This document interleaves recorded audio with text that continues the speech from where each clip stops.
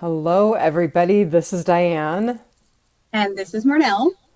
and we are the Real Housewives of Alaska. And welcome back to What the Hell Did I Just Watch? Absolutely 100% true. Oh my God. This is one that I was going to have us do last time when we did the Hamilton, but um, I think Hamilton was probably the better choice last time because this is a deep topic. And like I told you earlier, I'm letting you take the lead because I'm so overwhelmed by this topic that I don't know how useful I'm going to be. So we are here to podcast the documentary that is streaming on Peacock right now called I Am Andrew Tate. Um, so Diane, what color is your Bugatti? Yeah, right. I'm going to tell you, I didn't even know who this guy was before you mentioned him. I And what's didn't. funny is there are several times in the documentary where he talks about being the most famous man like on the internet ever at this moment, which I mean, he's pretty famous, but yeah, you didn't know who he was. He So was like the most Googled person in 2023. yeah, over Donald Trump Yeah, and like over COVID, even. and over Kim Kardashian. And yeah, Look at what you need to get through our podcast. I do. It's an Alaskan wine too. It's Bear Creek. Oh, they have nice wine. They do. Yep. They do. I need to finish the bottle. I opened it like 2 days ago, so it's gonna be vinegar. It's gonna be vinegar if I don't finish it.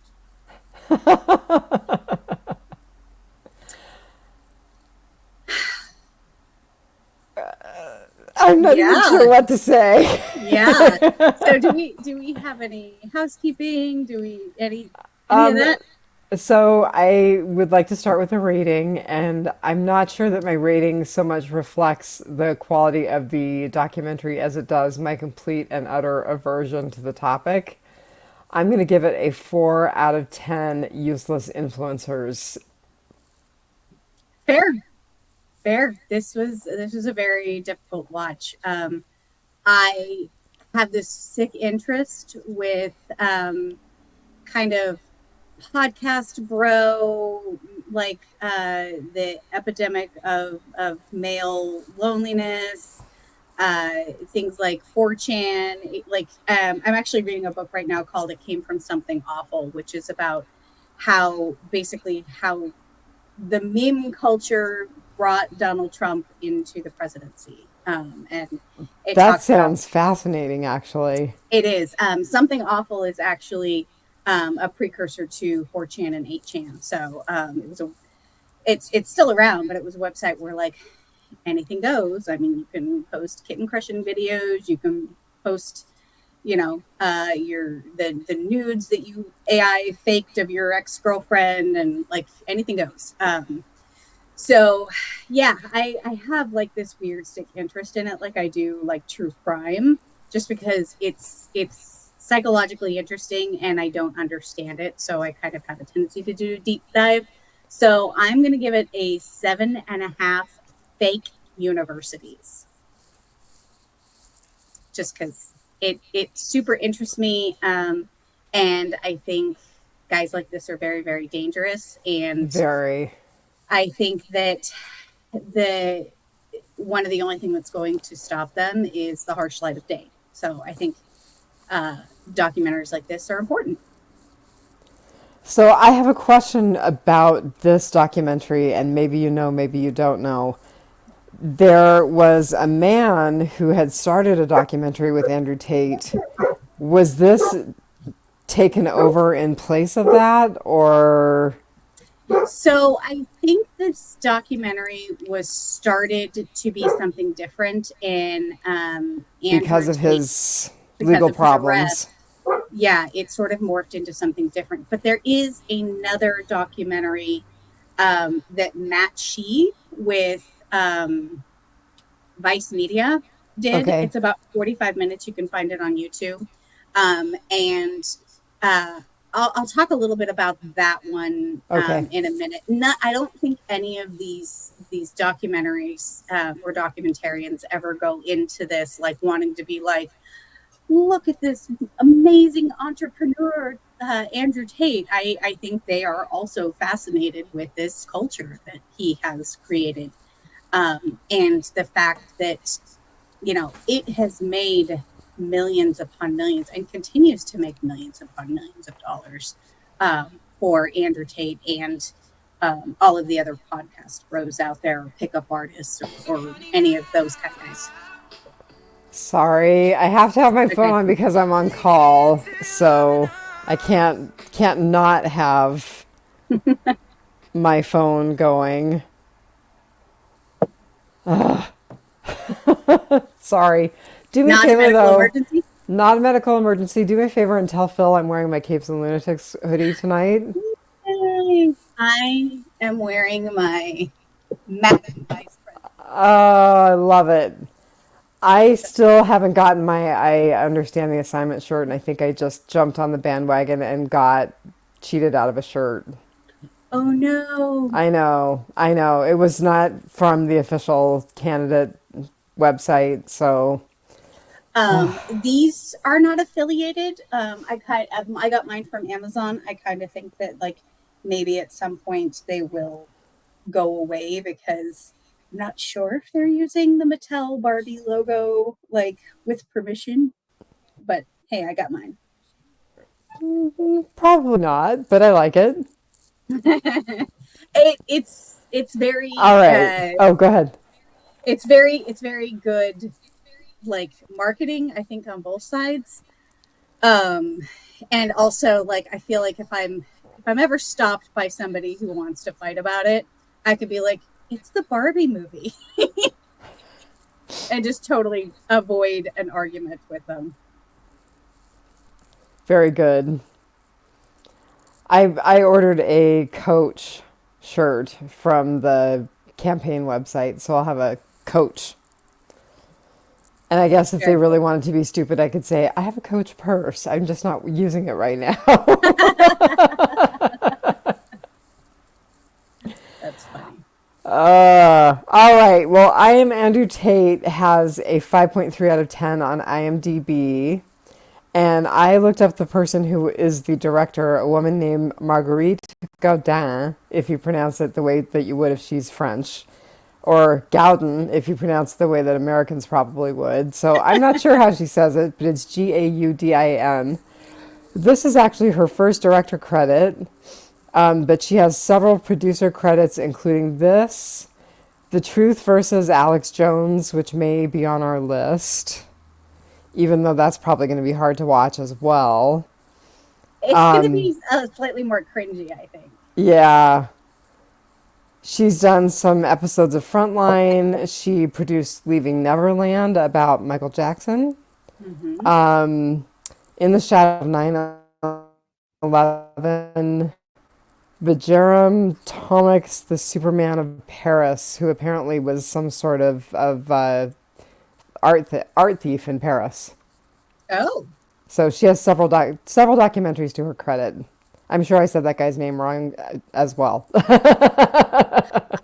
I thought for some when I was looking up stuff, I thought it was the Spider-Man of Paris.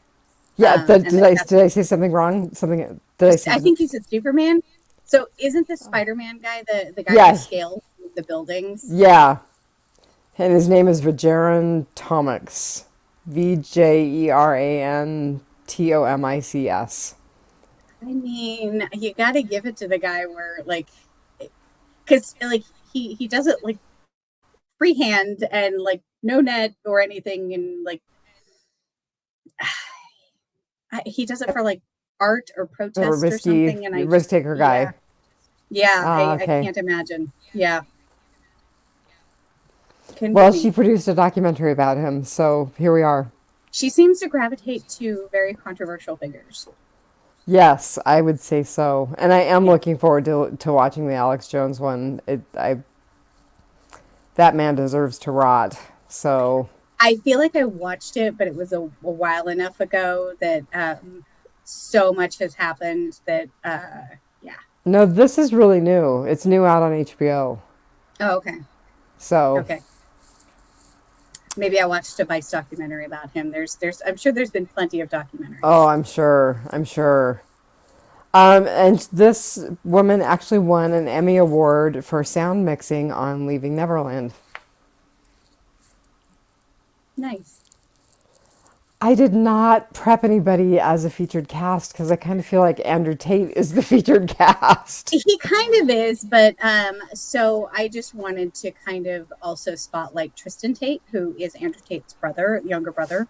Okay. Um, Tristan Tate is about 7 years younger, but and he had a little bit more in the Vice documentary, and I've watched a couple of interviews with him, and he actually prefers to be the silent partner in their relationship, their business relationship.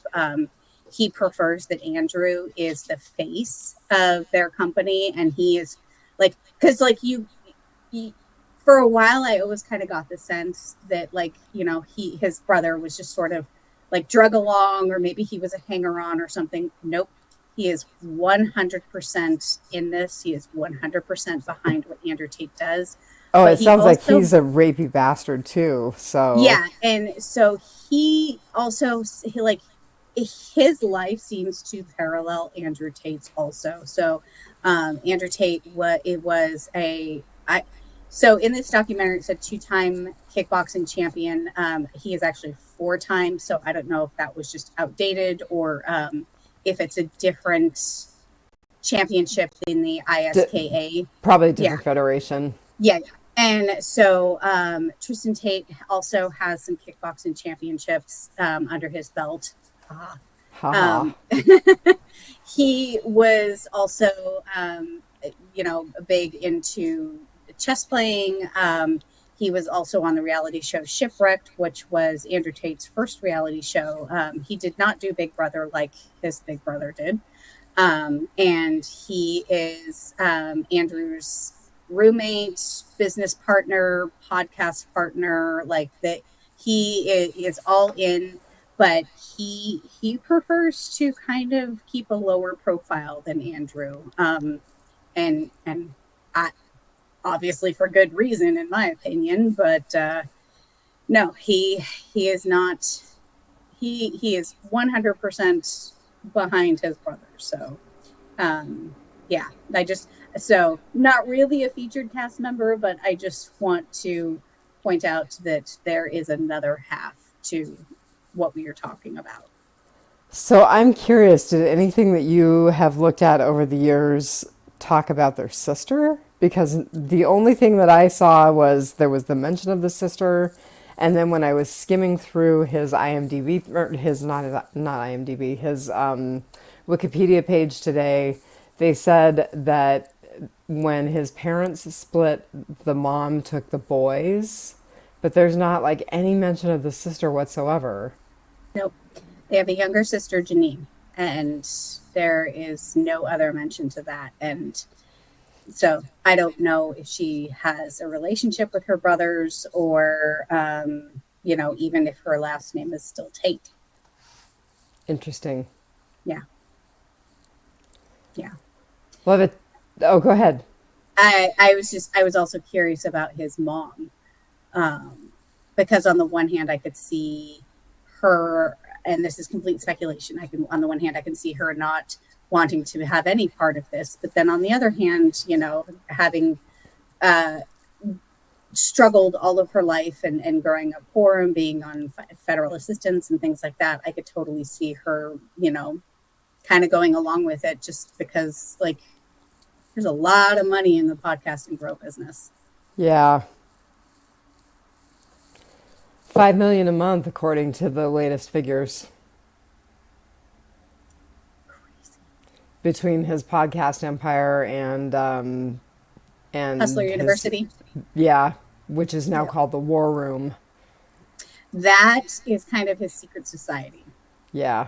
Not so secret, obviously, but Right.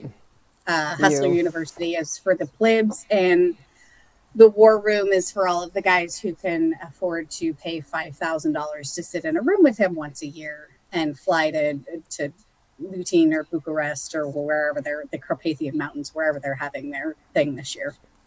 Although it's going to have to be at Andrew's house because he's under house arrest. He is still under house arrest. Yep. Yes. As of 4 days ago. Yes. I that was one of the pieces of news that I looked up. Yep. So in unrelated news, because I did pick out a little, just a tiny bit of political news. So the Harris Walls campaign raised $361 million last month in August. They outraised Trump by nearly 3.5 times the amount that the Trump campaign raised. The debate is Tuesday night, so please watch, and please make sure you're registered to vote, and vote, vote, vote. And especially if you are currently living in a state, there are a number of them, but I have seen a number of states that have like this new law in place this year, where if you have somebody's like name, address, and maybe their date of birth, I'm not sure, you can basically report them as like a fraudulent voter or something and have them kicked off the voter registration. So they are saying not only like check now, but check in the days and weeks leading up to the election. The deadline for your election, the deadline to register for your state. That's just crazy. It is crazy. So I'm going to leave my Andrew Tate news until later to comment. So I kind of am ready to get into the goods, bads, and ugly. Well, actually, there's a tiny bit of housekeeping. Okay. So I think we should rename the housekeeping corner we should call it the corner of the childless dog ladies.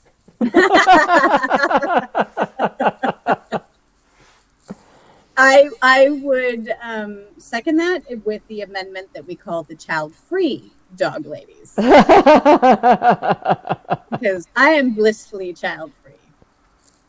That's enough of a child as I want. Yep. I don't know if I count anymore since I'm a stepmom now, but they don't live with me, so I'm still kind of childless. Yeah. Which is fine.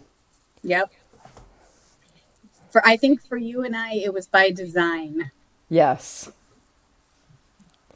I wanted to talk about a book that I just downloaded to my Audible account, which means I'll probably never get to it.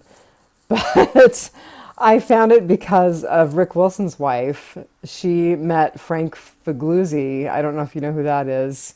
Former FBI investigator, and he wrote a book called Long Haul, and it's a book about long haul truckers and serial killers. Ooh. And I thought it would be right up your alley, which is why I brought it up. Yes. So what was that called again? It's called Long Haul. Long Haul. I love it. Frank Figliuzzi, Figgluzi, Luzi, Frank Figliuzzi. I think I spelled it right. Figgluzi. Okay. It's only out in paperback or in hardback right now, so your options are hardback or Kindle or Audible. Audible. I figured. Yeah. And then the other reason that I pushed Marnell into doing this a little bit early is that I'm going on a big vacation, like the biggest vacation I've ever gone on in my life here in the next couple, like it's like a week away. It's like 10 days away. So I'm going to Belize, which, you know, is not, I'm sure, terribly exciting to many people, but it's very exciting to me. It's my first passport stamp. So I was going to say, I think it would be exciting to a lot of people, even people who have traveled like overseas and stuff, because, I mean, one, Belize sounds just beautiful. But, I mean, the old stereotype that Americans don't travel overseas, you know, the Americans don't travel. It's the second largest coral reef in the world. or home to the second largest coral reef in the world. And we'll be spending a week in the Keys doing snorkeling and that sort of stuff, and then a week in the area where we can go to Mayan ruins and look at those kinds of things. Nice. Yeah, so it'll be very cool. I'm so excited for you. I'm also very jealous. Well, you've traveled more than I have, so Not by much, I don't think. And I think Americans get the reputation that we don't travel. It's because we generally don't leave the United States if we do travel. But as TikTok has been teaching people around the world, the United States is enormous. So, like, Alaskans going to Louisiana is like going to another country. It's a completely different culture. They have their own traditions. They some states like Louisiana even have their own languages. So like we travel. Just generally we don't get a chance to get a stamp on our passport. this will be the first one. So I'm super excited about that. Nice. Congratulations. Yeah, thank you. Hopefully, I make it back.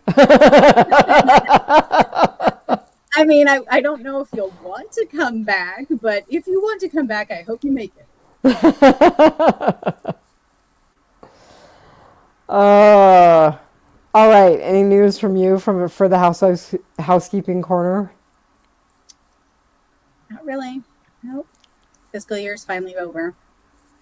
That's good. So you can get Yeah. caught up on this year's fiscal year stuff. Yep. Yep. Straight into it. Well, I guess that takes us to our goods, bads, and uglies. This may be a quick podcast, or we may have lots of notes by the time we get through our goods, bads, and uglies. So I'm going to start. My good, and it was hard to find anything good in anything in this documentary, was Yeah. the people in Britain who are agitating to reopen charges against the Tates. Yes. Especially the gentleman at the end who they showed delivering subpoenas Yep. to Andrew Tate.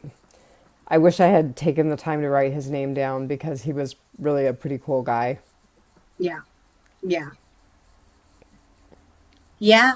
I think that is kind of right along with my good is that like I said in the beginning, I think the only thing that's going to help um, root this culture out is the harsh light of day. And um, I think the more spotlight we put on it, the more it's going to embolden victims to come out because there is this very toxic bro culture that I think the one of the reasons why it gets such a low rating on IMDb is because Tate has millions upon millions of young male followers who if they are chronically online, as a lot of us are, but like they are the ones that are going to go and send hate comments and they're going to dox you and they're going to,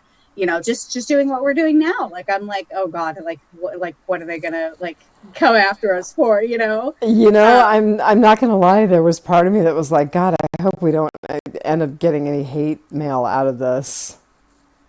It is what it is. I mean, Yeah. like, so it's funny. It's little side tangent. I years and years ago on Twitter, I commented on a thread, and I don't even remember what it was, but do you remember the $64,000 pyramid? Yeah.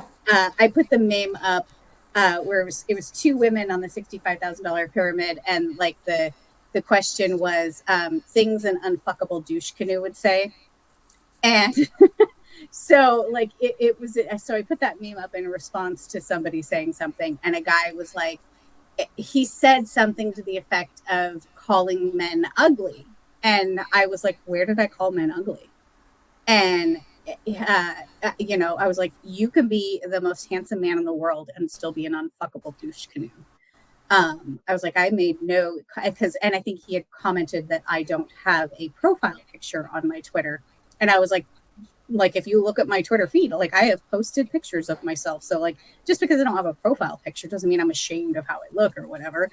And so it actually opened a dialogue between him and I. And we actually kind of like talked like human beings, like, and not Huh. like anonymous people on the internet. So like we actually came to like kind of an understanding. And like, do I think that's going to be as the norm? No, but I think there are people out there. So anyone, if we do get hate comments, like I'm going to treat you like a human being, even if you don't treat me like a human being, because like I think part of, and we'll get into this, a part of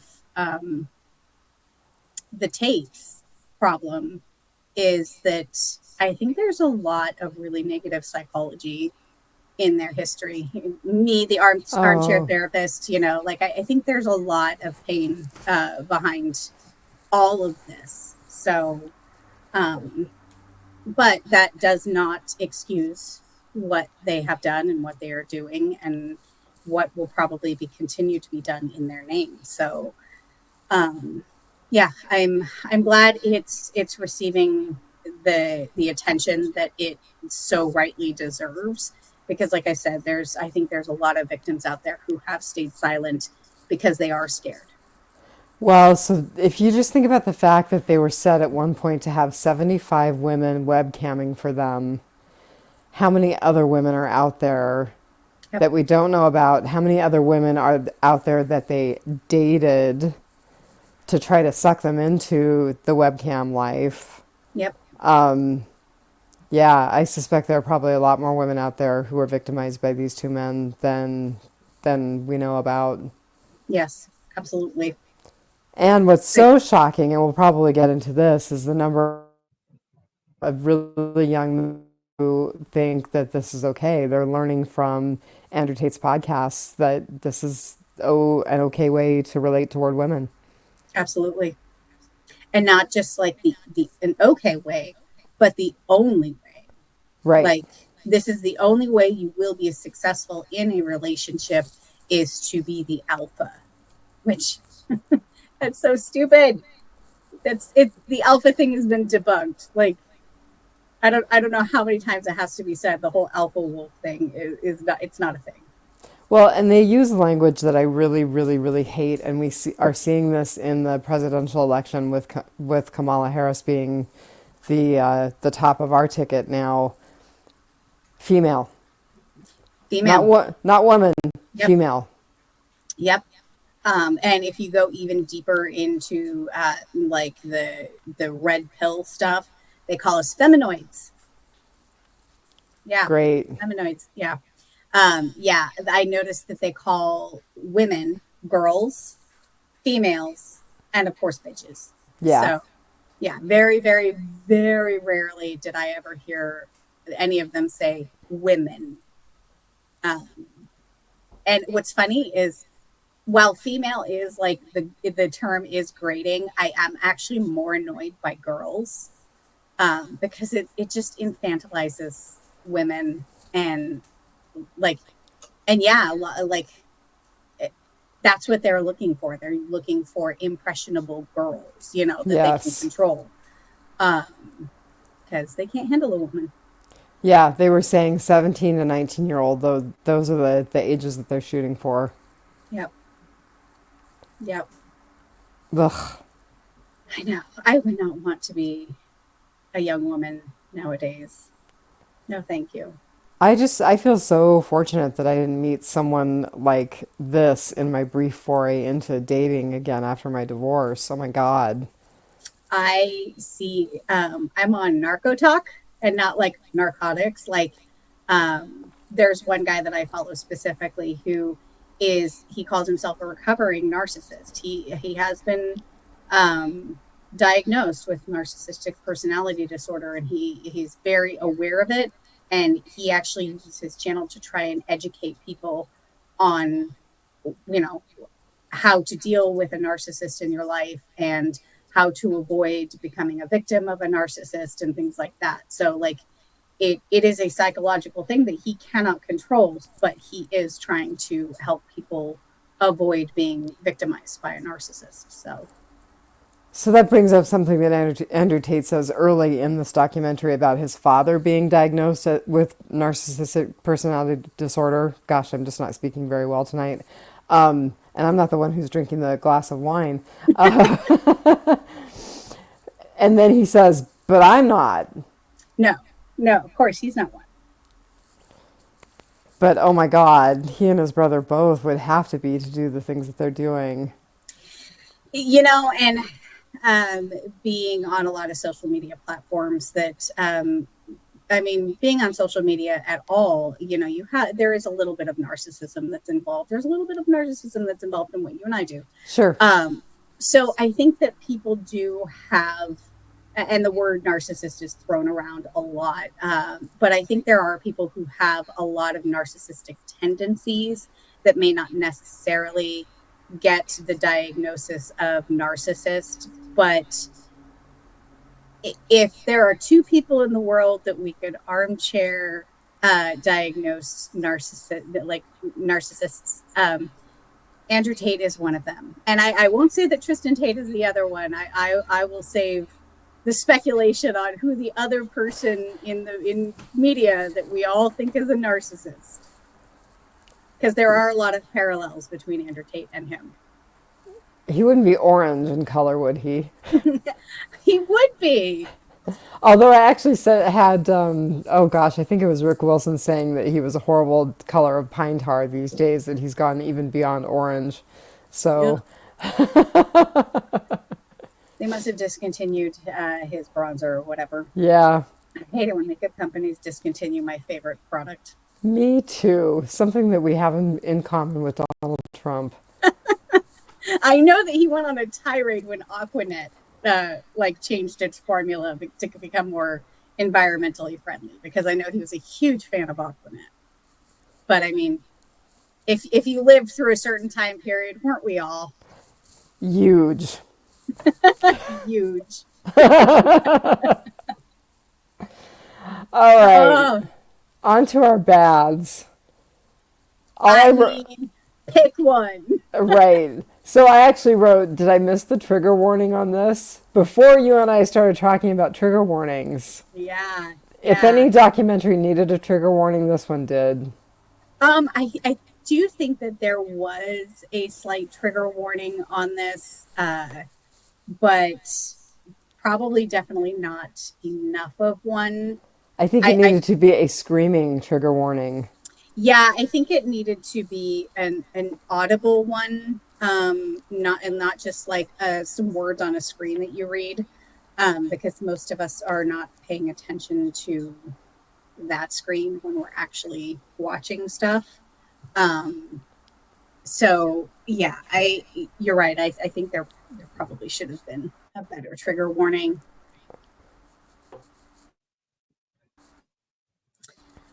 That was my very small bad, but that was your very small bad. Yeah. My very large bad is that, I believe it or not, I am not opposed to his business model as far as having webcam girls. I think that being as long as it's consensual. As long as it is consensual, it is not forced, it is not coerced, that the women are compensated, things like that. You can make a lot of money. And even the one woman said she didn't seem to be able to make as much money without him. And the way that he sort of came into it was, he saw webcam models and they weren't saying the right things. They weren't saying the things to men that men want to hear. And so that's kind of where he took over, is he used their face, but his words to keep the money coming in. And that, I think that's totally fine. Like, that's a perfectly fine business model. Where it falls down is when you start abusing the women, coercion, the keeping the woman hostage, and whether or not she had free reign to come and go from his home. If he is holding her passport And she is in a country where she doesn't speak the language. She doesn't have her passport. She has little to no money or friends or support system. And as we saw, like, if you go to the police and you say, hey, I'm a webcam model, my boyfriend's beating me and raping me, they're going to be like, well, like, isn't that a little bit your fault then? You know, like, so you are held hostage. Like, if you don't have to be tied up in somebody's basement to be a hostage. So while I I don't disapprove of the whole webcam girl business or anything like that, and I don't even disapprove of the stupid fake university that he's running. Um, Hustle culture, make your money, whatever. It does really, really bother me that he is still living in a lap of luxury, making millions upon millions of dollars a month. And like, it's very, very hard to get justice and prosecute things like this. And it's even harder when the person has means like he does. And so like, I'm not jealous of the money. I'm not opposed to how he's making his money, but it's just, he has done such terrible things, and he seems to be so undeserving of the lifestyle that he leads. That he's already sets a bad precedent for young men, and to be successful at being such an awful person, like, all of these guys are going to think if they do exactly what he does, they're going to be millionaires. They're going to have these beautiful women, these beautiful women. The Vice documentary, actually, the guy was able to, like, he went into Andrew Tate's home, and he has women working for him around his home, and they're, cleaning the kitchen and serving coffee and stuff. And they're in skimpy little outfits, and they're absolutely gorgeous women. And it's such a bad role model that, like, that was my bad, is I'm super disappointed that there's the evil little man doesn't get his comeuppance. And may not ever. Yeah. Yeah. Yep. So that is my bad. Well, my ugly is kind of related to not having a trigger warning, and it's the beating that they showed. I'm so glad that I was watching this on my phone and not on something bigger like my iPad or, God forbid, my TV. Yeah. Because that was really horrible, and I really did not need to see that, and I can't get even that little tiny image out of my head. Yeah. So again, a small thing, but definitely a very ugly thing. Yeah. Yeah. There, I feel like I'm so desensitized to a lot of things. And I was actually telling Dianne before we started podcasting. We went and, not Dianne and I, the man I'm seeing, and I went and saw a movie last weekend called Blink Twice. It's got Channing Tatum. It's got Christian Slater. The kid from Sixth Sense. He's not a kid anymore. Anyway, Haley Osment. Haley Joel Osment, yes. It is an M. Night Shyamalan movie. Yeah. It is directed by Zoe Kravitz. So, we went to this movie, and it's not being advertised as really what it is. So it's being advertised as this, this tech billionaire has this private island, and, like, obviously something a little hinky is going on the private island, but, like, because it's an M. Night Shyamalan movie, you expect it to be something like, oh, they're doing alien experiments on these people, or, something like that, or like it's a simulation, or you don't expect what happens. And I swear to you, there was not a disclaimer in front of the movie that we watched. I don't know if it's been added since, or if it wasn't on the movie that's in my theater, but we did not see the trigger warning at the beginning, and we were not prepared for what the twist ending was. I can tell you there was no nudity.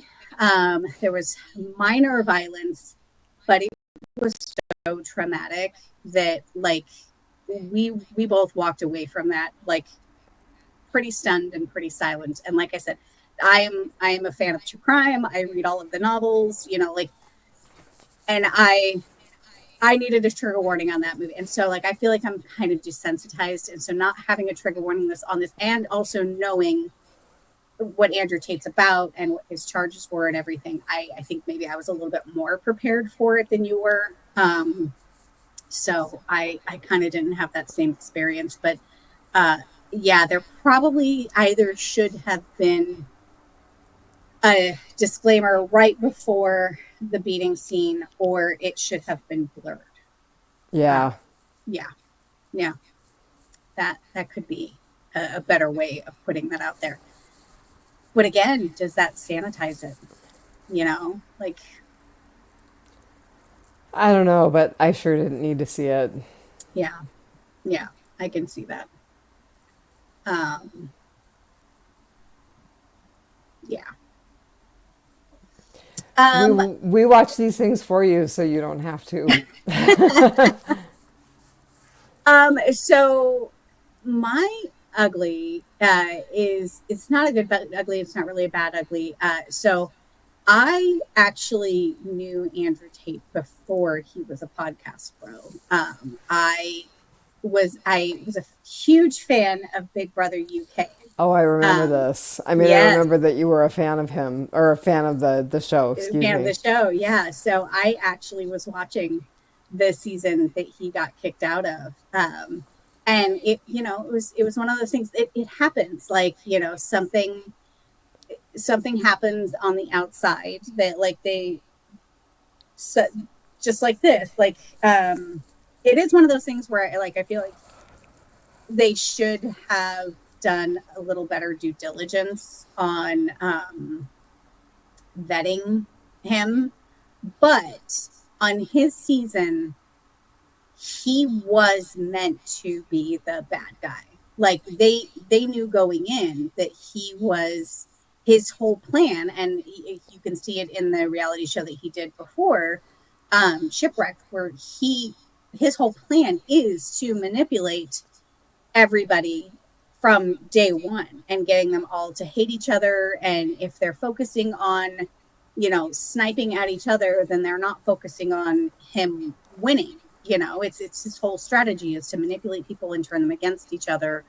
And, you know, step one, manipulate people. Step two, question mark, question mark, question mark. Step three, profit, you know? Um, but so I kind of knew of him before, and he was just a guy. Like he was the Big Brother in UK has two. They have Big Brother and Celebrity Big Brother. I don't watch any of the other countries' Big Brothers. I don't like them, but for some reason, Big Brother UK just scratches an itch that I didn't know that I had. um, so like it was just it was very fleeting, very passing. Um, he was the Big Brother UK, even if they're not celebrities, the people that come in are still like they still are usually like have some sort of like entrepreneurship going on for them.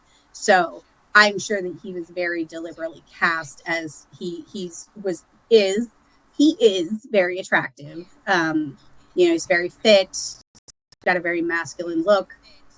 He's very, very confident. And so I know that, you know, he had done a bunch of kickboxing boxing championships. He'd already been on a reality show.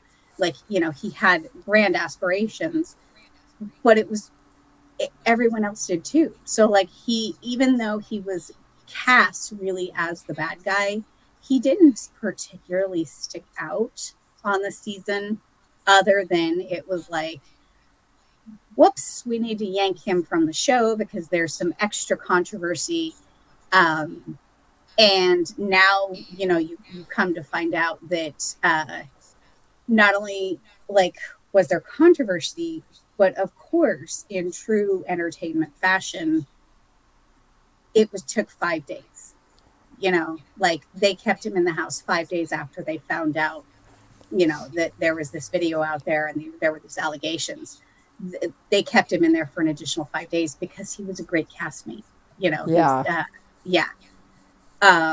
He like he was infamous. I don't want to say he was popular. Like he was doing his job. He was creating controversy, which made for good television. And it's what we watch for, but it is also very, very gross that it was just like, well, yeah, I mean, he's terrible and everything, but he's getting us ratings. So, but I think given the specific allegations and that there has been controversy in the Big Brother house before around assault and, like other things that I think they were like, okay, so maybe it's a slightly worse liability than we want to deal with. So, yeah, maybe we'll yank him out of the house. And it's funny, there's probably a universe somewhere that split off that he didn't leave the house. And maybe now he's not a podcast bro. He's not this Andrew Tate. He's a different Andrew Tate. But I kind of wonder what hand yanking him out of the house. We lost you. You froze. Oh, I thought you froze, so I just continued talking. No, you froze. Okay. So it makes me wonder, like, how much of the Andrew Tate now stems from being kicked out of the Big Brother house? Like, would things have gone differently had he stayed in the house and either lost or won? Like, I don't think he'd be a better person, but would his career have gone in a different direction? No, I think he'd still be a narcissistic monster. Yeah. Yeah, probably. Just a different flavor of one. Yeah, absolutely. So yeah, my ugly was that it's weird enough that, and maybe this is why I kind of have a fascination with him, is like, I knew him when. Excuse me. God, I'm so tired. I don't know why either. I got a nap before this, so. So tell me why we glorify guys like this. That was one of the things that came across my mind as I was like writing notes to myself as I was watching it. So talking earlier about another very famous narcissist that we all know, it made me think that that other guy is a poor man's idea of a rich man, and he is a weak man's idea of a strong man. And I see that in Andrew Tate. I think he is a weak man's idea of a masculine guy, and he is, an insecure guy's idea of a secure guy. I think that they put on that facade because it's exactly the opposite of what they are feeling. They are very, very insecure, so they are going to project this masculinity and this security. And I mean, one of the things that I have written down is performative masculinity. It is very, very performative. I mean, women don't watch his shows. So, like, why is he sitting there all oiled up with his shirt off? Like, that's not for us. Right. That's for guys. Like, that is the like the male gaze. He is the male gaze. He projects to men what men think that women want.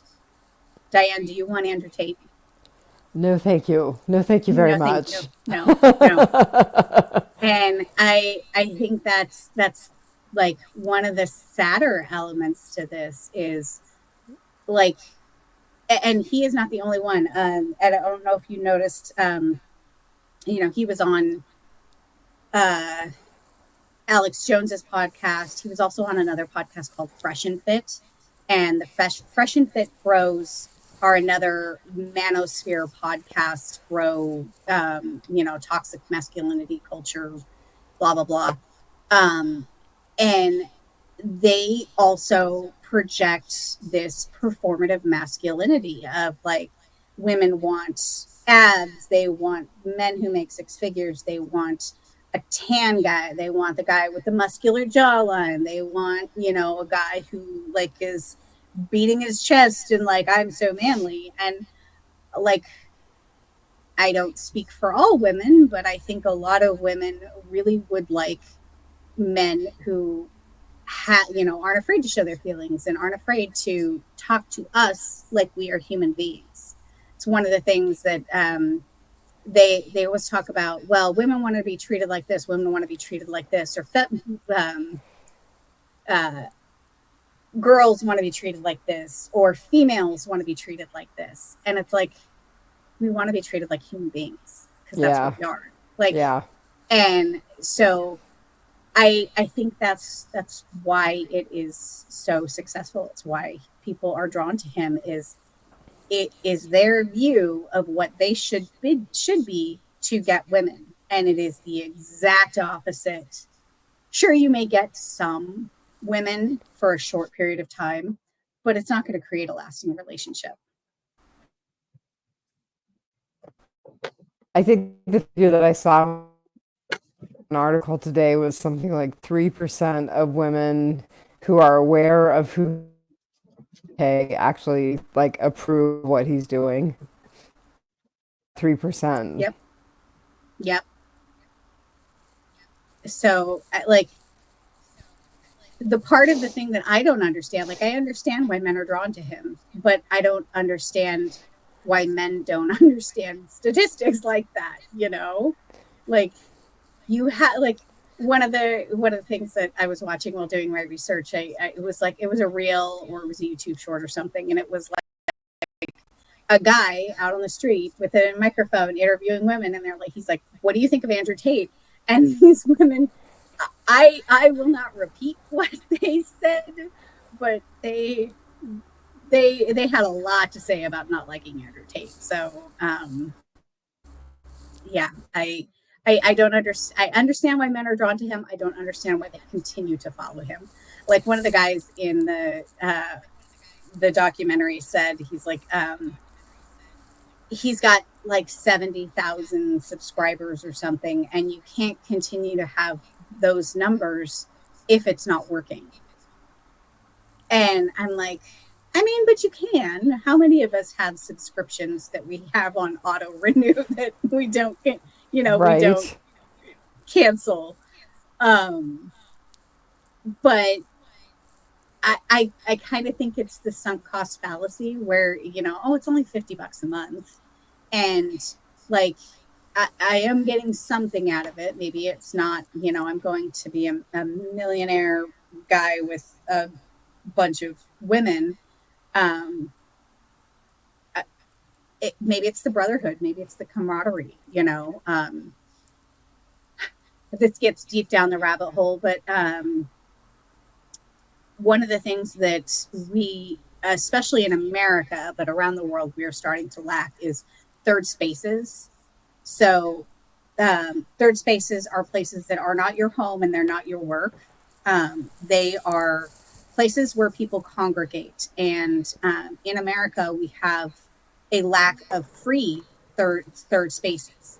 You can go to a coffee shop, you can go to a bar, but you have to pay to maintain that space. You have to continue to buy coffee, you have to continue to buy drinks. In a lot of other countries, it's not that way. You can be in a public space and people watch and meet people and talk to people and have conversations. And so I think that there is this epidemic of loneliness, and not just male loneliness, but I think there's just a human condition of loneliness that we are retreating into behind our screens. And so pay $50 a month to be online with a bunch of guys who think like you and have the same problems as you and aspire to be the same thing as you. Maybe that's what they're getting out of that for $50 a month, and maybe that's why they keep it, you know?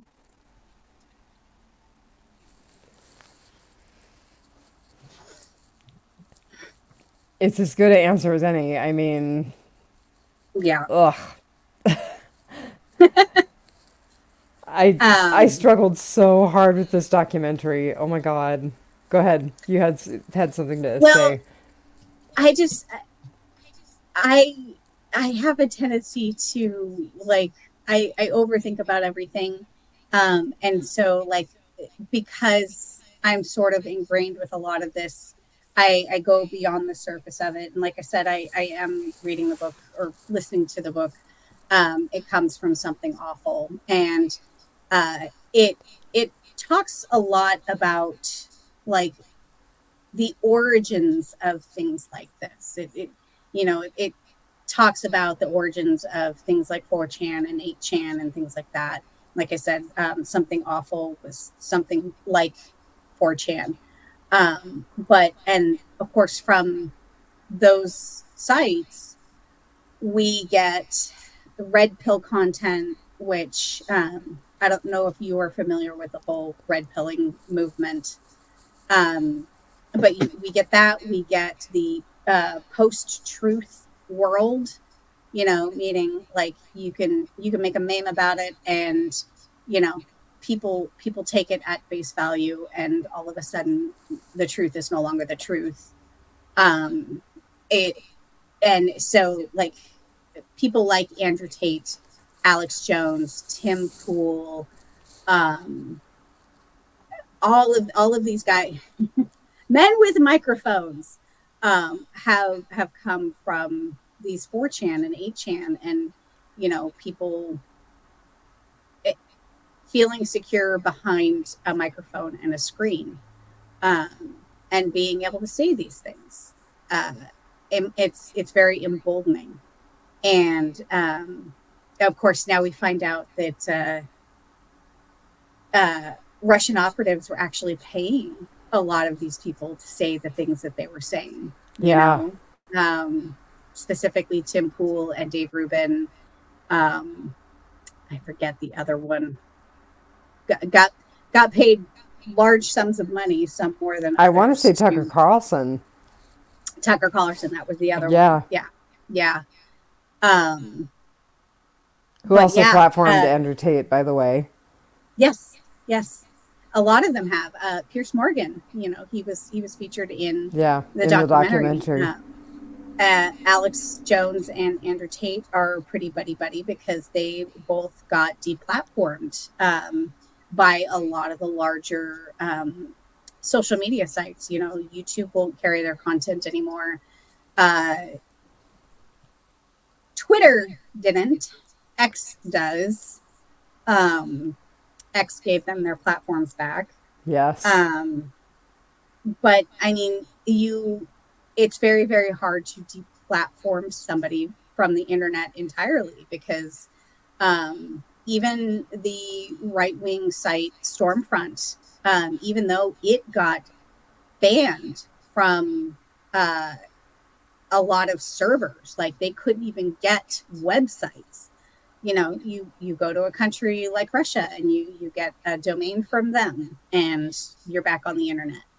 And the scary and sad thing is they cited the numbers of the month that Andrew Tate was deplatformed from social media sites. He made $11 million that month. Jeez. That's that's sad and scary. Um, but again, I always have to like kind of look at the armchair psychology of it all. And he talks so much about his dad, and he will forever be trying to win the approval of his father, who is now passed away. So he will never receive that approval. And he even talked about how his father treated his mother. And you and I do not have children, but I will caution women out there that um, you are teaching your sons how to treat women. So be very, very careful. If you are staying in a relationship because you're staying together for the kids, you're teaching your children, you're teaching your sons how to treat women, and you're teaching your daughters how men should treat them. Yep. And Um, Again, it parallels another rich, famous narcissist that we know, in that they are always chasing their father's approval. And I think it's the psychology behind a lot of their actions. So, um, and it's sad to me. And the little bit of lip service that he gives to his mom is disrespectful. He talks about her being on the dole. He talks Mm-hmm. about her moving he and his brother to Britain, and as a result, totally trashed the trajectory of his life, and he lost his chess coach. That was what he said about his Yep. mom. Yep. And even when he talked about the things that his father did, that you and I could see as terrible, that, like, he left his mother to travel around the world and do these tournaments, and he drank and he hung out with friends, and he never took any lip from his mom, and he And fucked screwed whoever he around. wanted. Yep. Yep. Yep. Like, he idolized that. He held that up to esteem, and his mother staying home, raising 3 children by herself, that was not seen as at all admirable. And I've seen a lot of men in the red pilled community talk about that, how they resent being raised by single mothers, and they blame it on the mothers. They don't blame it on the fathers that left them. How ironic is that? Right? Wow. Oh God, what was it? It was a TikTok that I just watched. I thought you and Rob maybe sent it to me, but no, but it was like a like a compass. The finger of an accusatory male will always point to a woman. Always. Like, no matter what we do, it's our fault. And it was in relation to because of the 4B movement in Korea, Uh-huh. South Korea, men are committing suicide at a higher rate because they're lonelier. And basically, it's like it's the women doing this. The men are committing suicide because of what the women are doing. No accountability for why women are pulling away from men. Just that, like, you shouldn't be doing this, and so they're committing suicide. Like, he will literally do anything but get therapy. It's crazy. So I had a comment, and I don't know if you know this or not, but did you know that the highest indicator of lethality in domestic violence is strangulation? Yep. So I how on earth have we not managed to see a death related to one of the Tate brothers yet? Yet. That's Yet. the operative word. Yet. Oh, just gives me Yep. chills. The statistic that I came up with is uh, throttling or strangulation is 45% more likely to lead to the death of an intimate partner when it's part of a domestic violence incident. God, I had some. Also, that strangulation is not always medically evident, even in victims who have died of it.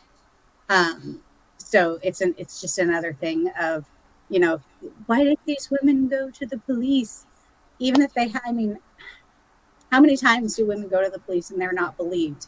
And 10 to 1, if they had gone to the police and didn't have physical marks on their body, that would have just been something in the favor of, like, well, I mean, you don't have any marks, so how do we believe you?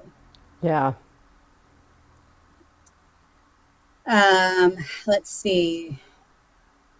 Data on strangulation reveals a glaring picture of the severity of the type of assault. 1 in 4 women will experience intimate partner violence in their lifetime, And of those, up to 68% will suffer a near fatal strangulation at the hands of their partner. Of the victims, 97% are strangled by hands, 38% reported losing consciousness, 35% are strangled during a sexual assault/abuse, 9% are pregnant, Wow. and 70% of strangled women believe they were going to die. Wow. Yeah. It is the number one indicator that the continued relationship will result in the death of a partner. Because it is so easy to, there's such a fine line between strangulation to unconsciousness and strangulation to death. And death from strangulation is not always immediate. It can occur days to weeks after the strangulation because of the damage that you can do to the trachea or the carotid artery. It's scary. Yeah, super scary. Yeah. And as like the other thing was when he's continually asked if he has ever raped anybody. And he always says, I don't need to rape anybody. And that is the fallacy of that if you are able to have sex whenever and wherever with whoever you want to, why would I need to rape anybody? And it comes from the belief that rape is about sex. It's about power. And he is a man that craves power. Yes. And so most of these women were in an intimate relationship with him already. Yes, you didn't need to rape them, but you did. Because it's about violence and it's about power. Yep. Yeah.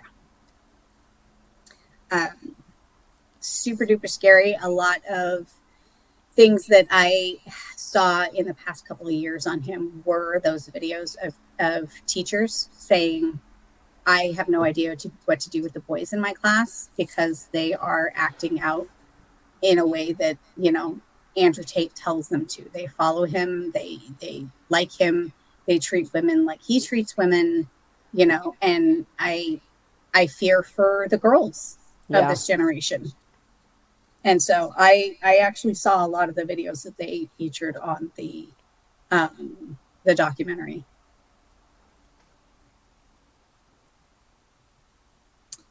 They did interview a bunch of guys on the documentary. And did you notice one theme that ran through all of the men that they featured?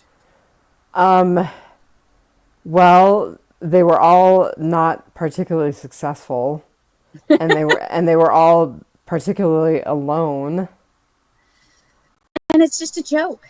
He's just being funny. Oh, it's yeah. satire. It's a joke. Oh God, that you just killed don't me. Then you don't understand humor. It's just a joke. It's a joke. Yeah. It's meant to be funny. Yeah. Okay. Explain the joke to me. They were specifically talking about him threatening someone with a machete, then slapping that person, and then strangling that person. They were specifically talking about that as being a joke. Yeah. And the person who was being threatened, slapped, and then strangled was a woman. Yep. And he specifically said that, women think that they know self-defense. I'll just do this if you're being strangled. And he's like, but if I cave in your face and then I strangle you. So explain the humor to me. Yeah. Explain it to me like I'm an idiot. What's jokes are supposed to be funny. What is funny about that? Yeah, that's what always gets me. You see it all the time is when something is not particularly received well. It's just a joke. You just don't get the joke. We also see that in the Class A narcissist we have said we won't name. Yep. That I then named. Yeah, it's just a joke. It's funny. I don't know if you saw the comedian Matt Rife came to Anchorage. And so Matt Rife blew up on TikTok. And he is super duper funny with his crowd work. He blew up. He's a pretty attractive guy. He works the crowd very well, especially women in the crowd. And he went on a podcast and said some very gross things. And he totally basically cut women down because women were what made him, what put him on the map as far as like what he does with his crowd work. And then the response he got on TikTok about it, like everyone loved it, especially women.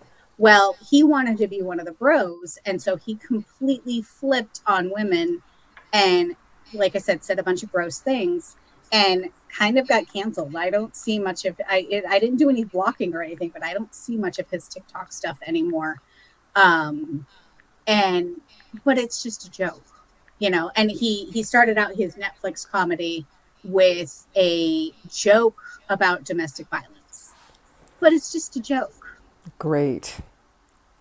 It's meant to Well, be funny, someone who thinks that's funny has never had it directed at him or her. right? Right? Yeah, that really got under my skin. Is and it wasn't even Andrew Tate saying it's just a joke. Like it was It was the all of men who defend him, his his followers. fanboys. Yeah. Yep, yep. So do you understand the business model for Hustler University? Um, you go ahead and explain it to me because I So, suspect I'm going to say no. uh, so it's called affiliate marketing. Um, and they talked a little bit about, even though Andrew Tate has been banned on a bunch of social media platforms, that his content is still out there because people cut up clips of him and put it out there. So there are entire accounts dedicated to just showing clips of Andrew Tate's podcast or interviews or things like that. And if you click on the profiles for those, it will usually take you to an affiliate link.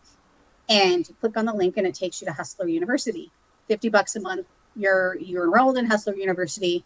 You learn how to make money like Andrew Tate makes money. And how So, to relate to females. right. So say I have an account, I put my affiliate marketing link in my bio. You click on it, you pay the $50 a month to enroll.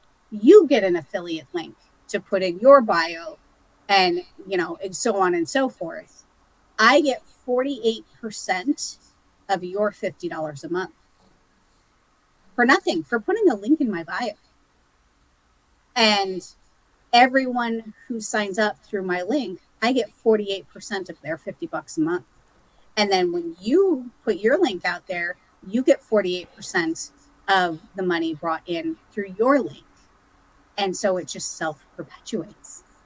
Of course, like that's fat. Like I would pay $50 a month for 200 people to click my link, even if it's not like in the first month.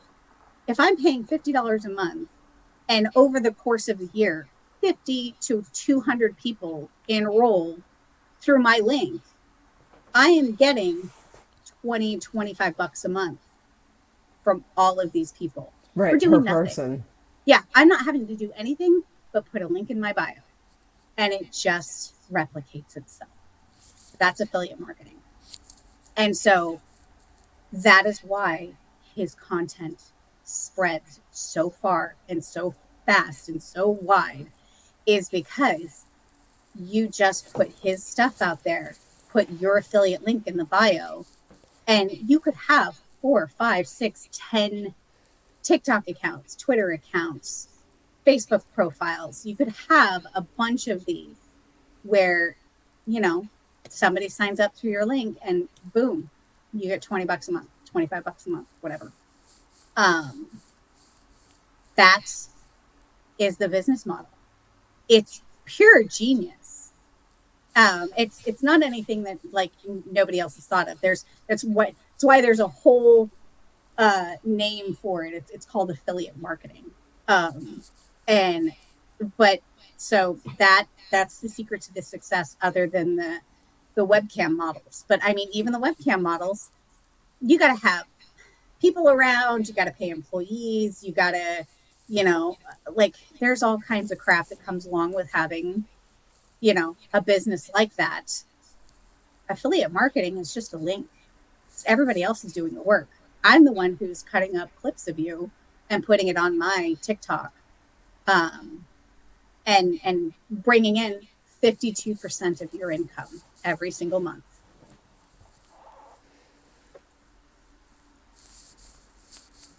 It it's diabolical.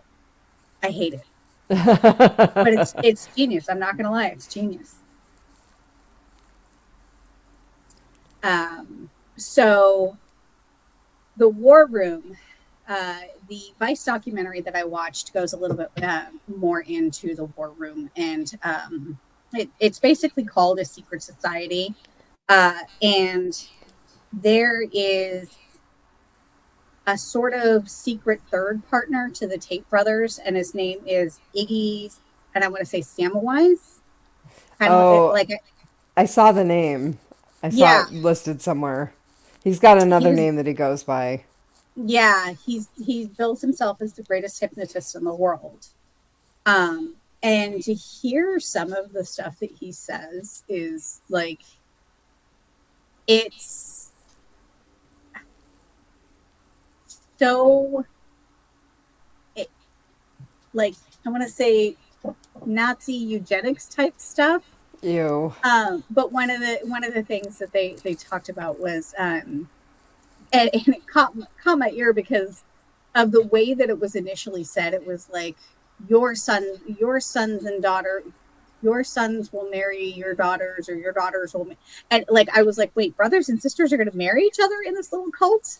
And no, what it was meant was the members of the War Room will go on to be these successful men, and they will be fruitful and multiply, and they will have sons and daughters, but their sons and daughters will only marry and mate with the sons and daughters of the other War Room men. The, So the Fourth Reich. exactly, that's why I was like, it's like Nazi eugenics. Yeah, it's basically like they're going to do this little cult to breed their own little master race of, um like, yeah, uh Can we just point out the irony? And I'm not trying to sound like a racist asshole here. That Andrew Tate is half black.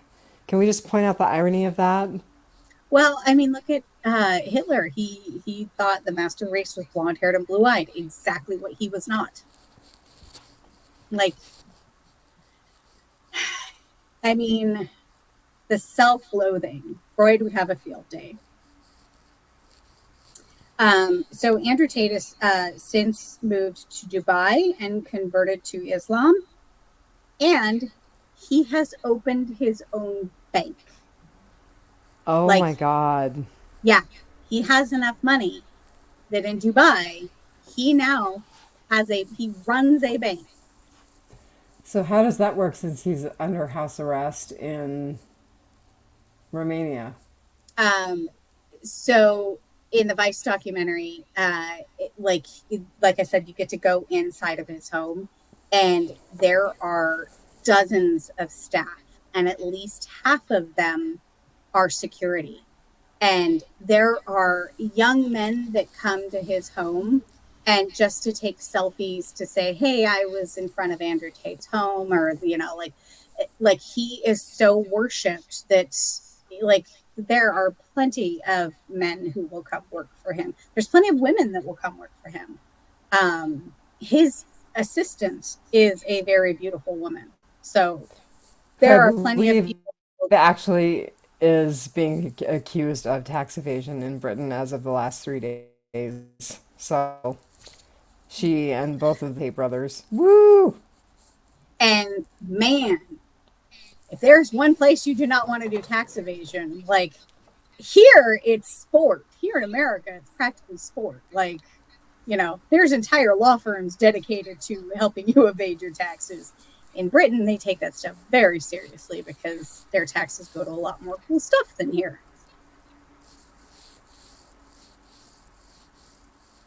Yeah. his own bank. Wow. Yep. Well, if he's making 5 mil a month, that makes sense. And that's just from probably his legal businesses that he's willing to talk about on camera. It Because will never. Oh, go ahead. I don't know if you recall at the beginning of this documentary and in the middle of the Vice documentary, he talks about not showing his Yes. screens on Yes. camera. Very, very concerned about his screens shown on camera. In the Vice documentary, he turns around to one of his employees and he's like, your screen is on camera, so keep it very vanilla. And I don't think that they were talking about like pornography or anything. So yeah, I think there's probably a lot of things that make him money that he is not willing to show or talk about. He'll be another one who doesn't get punished. Probably. But if Although, go if ahead. past this prologue and the Matrix really does have him, the next step is, offing Go him. kill him. Right. Yep. That's what he says. I know. And that was one of the things that I absolutely loved is like him predicting his own demise. It was like, oh, well, first they deplatform you. He gets deplatformed, obviously. Next, they're going to find something to arrest me for. People who think that out loud are usually people who have a reason to be arrested. Yeah. So yeah, he is in the Vice documentary. He made it very, very clear that he will never commit suicide. So I think he thinks he's going to get Epstein. There would not be a loss.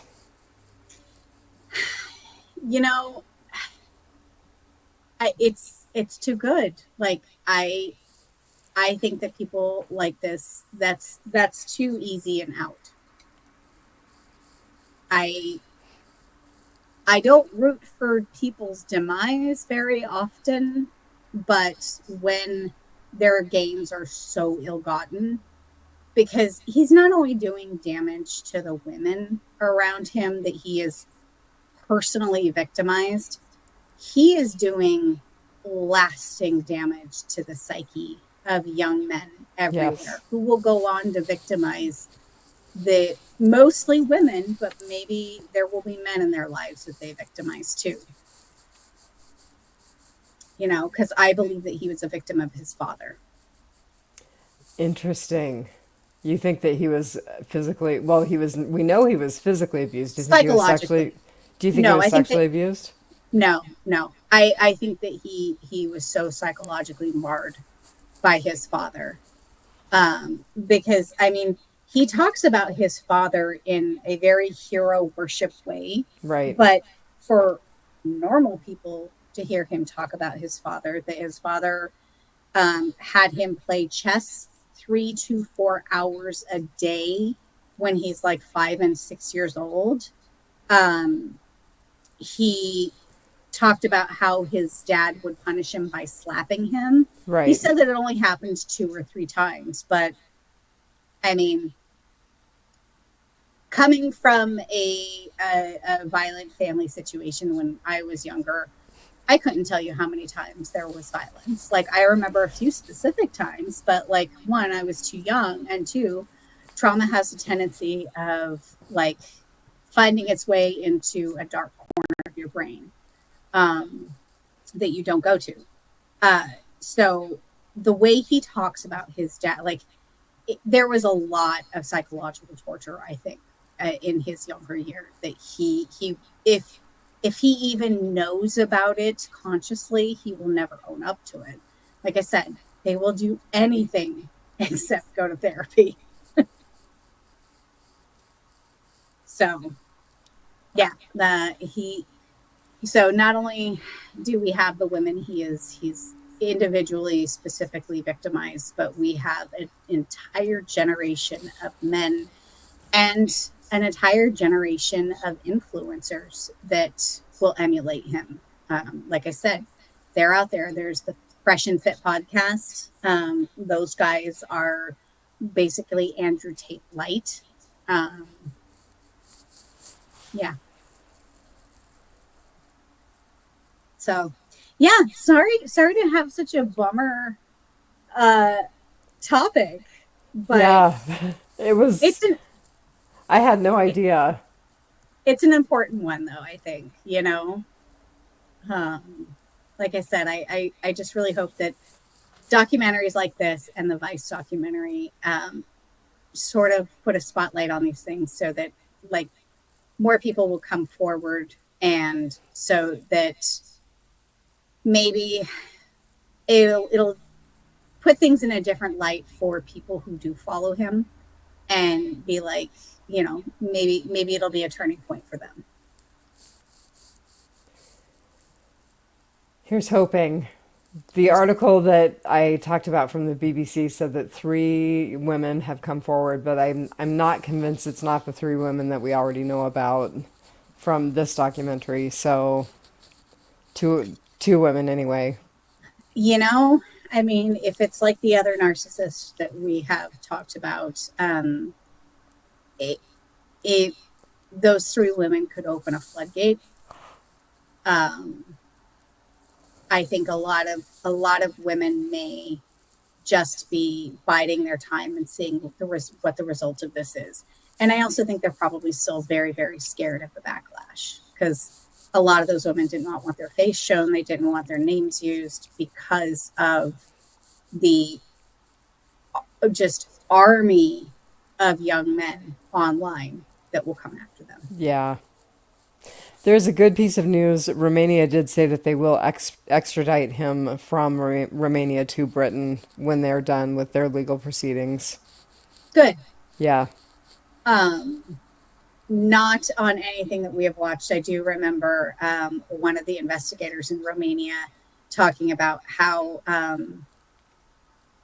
they were very annoyed at him for basically saying that like he has the police and the Romanian police in his pocket and like he can like they're so corrupt and he can do whatever he wants in Romania and nobody bothers him and stuff like that. And the Romanian investigators like that is not at all what Romania is about, and we will not tolerate that kind of thing here. So I was like, way to shoot yourself in your foot, dude.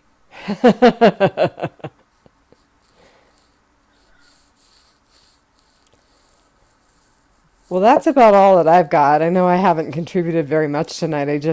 Like I told you when I called you earlier today, I was just so overwhelmed by it that Yeah. I didn't have a lot to say other than, oh my God, what did I just watch? Again, welcome back to what the fuck did I just watch? Yeah. Yep. Yeah.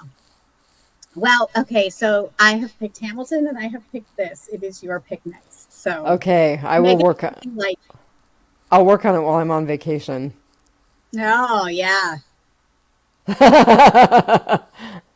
Think of this while you're on vacation.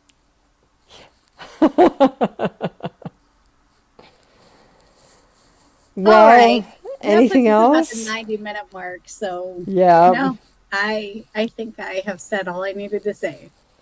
Well, you girls watch out for the weirdos. You watch out for those weirdos. We are the weirdos, mister.